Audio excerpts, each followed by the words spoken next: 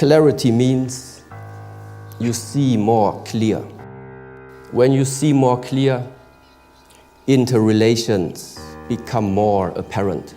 When you see more clear, there is no need to believe anyone or believe anything. Seeing clear means you can distinguish for yourself which is the proper direction to take and which decisions do I have to make in order to make my goals or aspirations along your personal journey.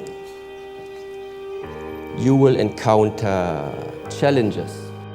Those challenges will either prevent you or some of them even stop you from moving on and climbing that mountain. In the Shaolin Temple, we refer to them as the 5 hindrances. The 5 hindrances are describing different states of the mind.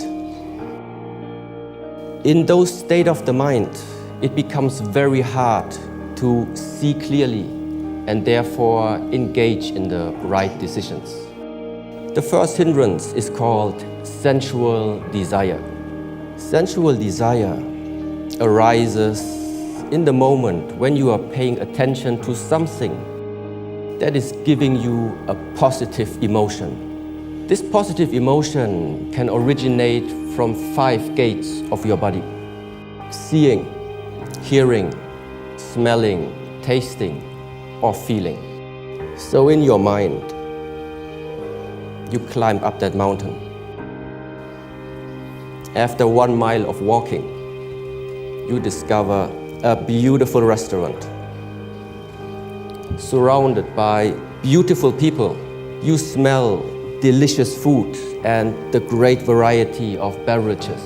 When you follow that temptation, you have already lost your track. When this temptation becomes so strong that you don't want to leave that place anymore,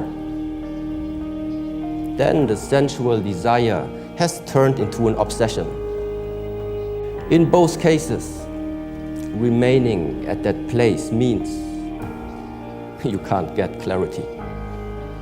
The second hindrance, ill will, describes a state of the mind that arises from negative emotions. In that state of the mind, you have an aversion, a rejection, or simply a dislike against either an object, a situation, or can be even a person. To simplify, it means you are climbing the mountain and it starts to rain, but you don't like rain. You discover the roads are bumpy, but you don't like bumpy roads. In order to cross the river, you need to swim, but you don't like swimming. Whatever it is that you dislike, it won't make it a pleasant journey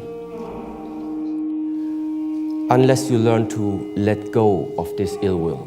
It's more likely even that you won't continue that journey.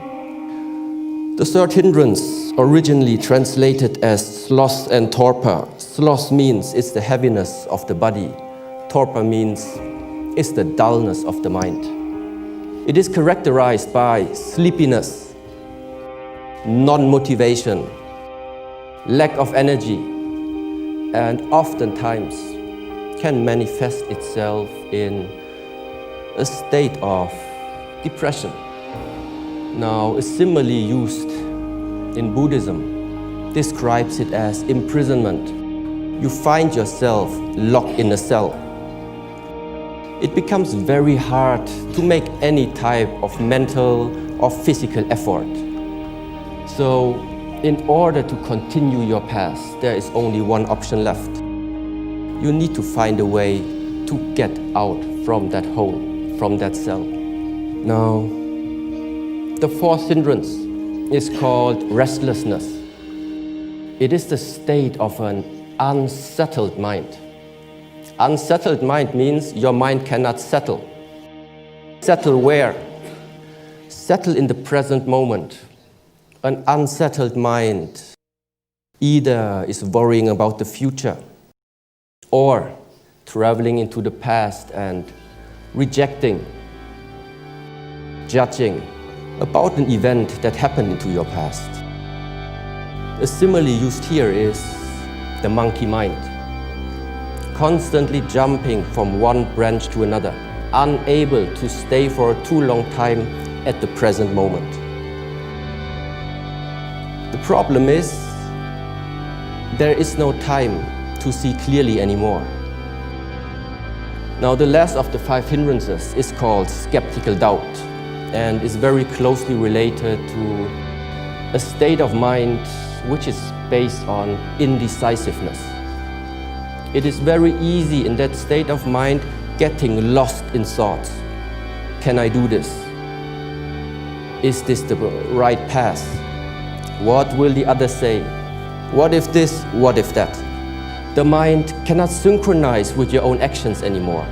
And the result is that you are getting disconnected with the goals and aspirations that once you have set to yourself. When the way is filled with too much doubts, more often you will stop instead of moving on. That we know the 5 hindrances now. What are we going to do about them? You need to align and structure your life in such a way to prevent those hindrances from arising. If you are not successful, you need to use techniques in order to remove them.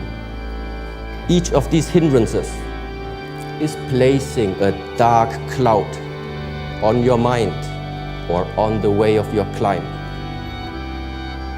Simply remember one thing. Just let it rain. This is a 4-step method to help you removing those hindrances. The first step is recognize in what state of the mind you are finding yourself in. Afterwards, learn to accept, acknowledge, and allow the situation or a person to be the way how it is, to be the way how they are. Investigate your emotional and mental state and ask questions. Why did it come up? What is going to be the consequence if I remain in that state? And ultimately, non-identification means it is the practice. I am not the body. I am not the mind. I am not my emotion. It's just that I can see all these 3 aspects about me. All of our lifetimes, all of our lives are too unique to copy the past from someone else. To bring meaning to your life, to bring value into your life, you need to learn and master yourself. And don't let the hindrances